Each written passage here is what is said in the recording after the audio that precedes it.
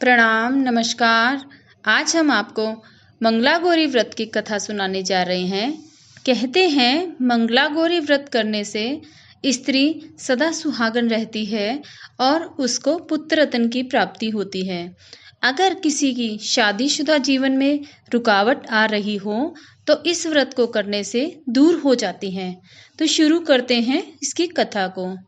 किसी गांव में एक साहूकार अपनी पत्नी के साथ रहता था। उसके घर में अन्न धन की कोई कमी नहीं थी, लेकिन संतान के सुख से वह वंचित थे। वह दुख उनको बहुत परेशान करता था। एक दिन साहूकार के घर एक साधु आया। तब उसने अपनी पत्नी के साथ उनका खूब आदर सत्कार किया और फिर उनको अपनी व्यथा सुनाई। साधु ने साहूकार की पत्नी को श्रावण मास के मंगलवार को व्रत रखने को कहा। साधु के कहे अनुसार सावन के पहले मंगलवार से व्रत रखना आरंभ कर दिया और बहुत भक्ति भाव से माँ पार्वती का पूजन किया। उसके भक्ति भाव से माँ बहुत प्रसन्न हुई। एक दिन साहूकार को सपना आया कि जिस आम के पेड़ के नीचे गणेश जी बैठे हों, उस वृक्ष का फल तोड़कर अपनी पत्नी को खिला देना, तुम्हें अवश्य ही पुत्र रत्न की प्राप्ति होगी। सुबह आंख खुलने के साथ ही साहूकार आम का वह वृक्ष ढूंढने निकल पड़े जहां गणेश जी बैठे हों, और फिर उन्हें वह वृक्ष दिखाई दे ही गया जहां गणेश जी थे। फल तोड़ने के लिए उन्होंने पेड़ पर पत्थर मारे। ऐसा करने से फल तो नीचे आ गया, लेकिन पत्थर फेंकने से गणेश जी को चोट लग गई और वह नाराज हो गए। गणेश जी का गुस्सा देखकर वह डर गए। तब गणेश जी ने उन्हें श्राप देते हुए कहा, हे स्वार्थी मनुष्य, तूने अपने स्वार्थ के कारण मुझे चोट पहुंचाई है, तुझे भी चोट लगेगी। माँ गौरी ने आशीर्वाद से तुम्हें पुत्र की प्राप्ति का वर तो दे दिया, लेकिन सांप के कटने के कारण 21 वर्ष की आयु में ही वह मृत्यु को प्राप्त हो जाएगा। गणेश जी की ऐसी वाणी सुनकर साहूकार घबरा गया। उसने घर जाकर आम का फल तो अपनी पत्नी को दे दिया, लेकिन गणेश जी के श्राप की बात उसको नहीं बताई। 9 महीने बाद उसके यहाँ एक सुंदर बालक का जन्म हुआ, जिसका नाम मनु रखा गया। मनु धीरे धीरे बड़ा होता गया और वह 20 वर्ष का हो गया। वह अपने पिता के साथ कारोबार में भी हाथ बटाने लगा।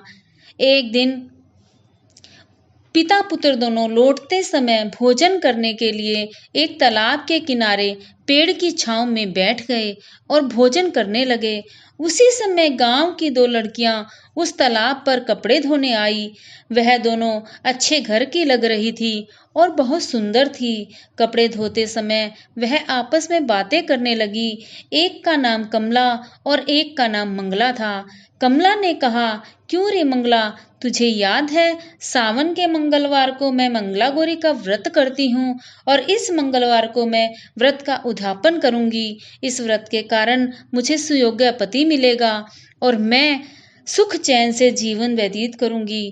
तू भी अगले साल से इस व्रत को जरूर करना, तो तुझे भी मनपसंद पति मिलेगा और इस व्रत को करने से पति की आयु बढ़ती है। वह बोली, ठीक है, मैं इसे जाकर जरूर करूंगी। वो दोनों पिता पुत्र इन लड़कियों की बातें सुन रहे थे। तब उसके पिता ने सोचा कि कमला ही मेरे पुत्र के लिए सर्वश्रेष्ठ है। तब सेठ जी ने अपने पुत्र की दिल की जानने के लिए उससे भी बात की। तब उसके पुत्र ने बातों ही बातों में सहमति जताई। तब उसके पिता ने कमला के साथ अपने पुत्र का विवाह करने का निश्चय किया। उसके पिता सोच रहे थे कि कमला से विवाह होने पर मेरे पुत्र की जान बच सकती है। फिर सेठ जी अपने पुत्र के साथ कमला का पीछा करते करते उसके घर पहुंच गए। कमला के पिता भी नामी साहूकार थे। सेठ जी ने अपने पुत्र के विवाह के लिए कमला के पिता से बात की। दोनों परिवार एक दूसरे की बातों से सहमत हो गए और शुभ मुहूर्त देखकर दोनों का विवाह कर दिया। दोनों ने बहुत ही प्रेम के साथ घर चलाना शुरू कर दिया। ससुराल में आकर भी कमला नियम पूर्वक मंगलागौरी व्रत करती रही, जिसके कारण माँ पार्वती बहुत खुश हुई। और एक दिन माँ गौरी उनके स्वप्न में आई और बोली, पुत्री, मैं तेरे व्रत और भक्ति से बहुत प्रसन्न हूँ, लेकिन तेरे पति की आयु बहुत कम है। अगले महीने मंगलवार के दिन एक सांप तेरे पति को डसने के लिए आएगा, लेकिन तुम घबराना मत। तुम सांप के लिए एक प्याले में मीठा दूध रखना और उसके पास खाली मटकी रख देना। सांप दूध पीकर अपने आप मटकी में चला जाएगा। तब तू जल्दी से कपड़ा लेकर उस मटकी का मुंह बांध देना और उसे जमीन में छोड़ देना। ऐसा करने से तेरे पति के प्राण बच जाएंगे। जब अगले महीने का मंगलवार आया तो कमला ने किसी को कुछ नहीं बताया और माँ गौरी के बताए अनुसार सारा काम कर दिया। माँ पार्वती की कृपा से कमला के पति के प्राण बच गए। इस प्रकार मंगला गौरी के पावन व्रत के प्रभाव से मनु अपने दोष से मुक्त हो गया और लंबी आयु प्रदान की। जय मंगला गौरी। जब घर वालों को यह बात पता चली तो सबकी खुशी का ठिकाना नहीं रहा। सब नाचने लगे। पूरे गांव में कमला का गुणगान होने लगा।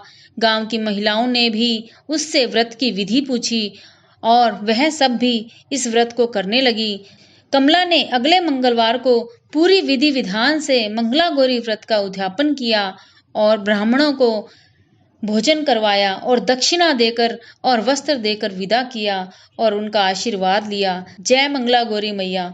वीडियो को बहुत ही ध्यान पूर्वक देखने के लिए आप सबका बहुत बहुत धन्यवाद।